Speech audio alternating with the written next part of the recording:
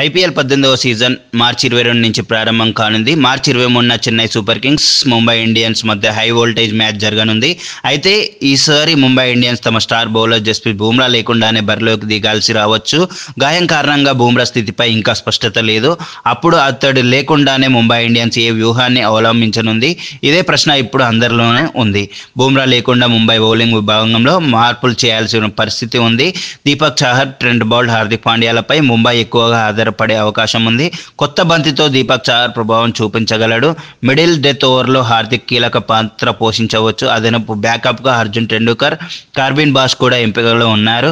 Spin విభాగంలో Mitchell Santner, Karan Sharma middle ఓవర్లో కీలక పాత్ర పోషించనున్నారు. బ్యాటింగ్ పరంగా ముంబై ఇండియన్స్ రోహిత్ శర్మ, సూర్యకుమార్ యాదవ్, తిలక్ వర్మ వంటి మ్యాచ్ విన్నర్లను కలిగి ఉంది. దీంతో వారు భారీ స్కోర్లను సాధించేందుకు అవకాశం ఉంది.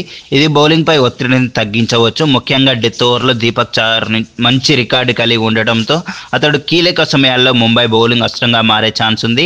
అర్జున్ టెండూల్కర్ అనుభవం తక్కువగా ఉన్నప్పటికీ అతని ఎడమ చేతి వాటం ఫేస్ మిడిల్ లేదా డెత్ ఓవర్లో ఉపయోగించబడవచ్చు.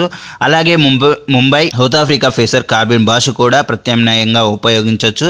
మొత్తం మీద బుమ్రా లేకపోవడం ముంబైకి గట్టి ఎదురుదెబ్బ అయినా దీపక్ చాహర్, హార్దిక్, బౌల్ట్, అర్జున్ వంటి ఆటగాళ్లతో క్రమంగా దానిని భర్తీ చేసుకునే ప్రయత్నం చేయాల్సి ఉంటుంది.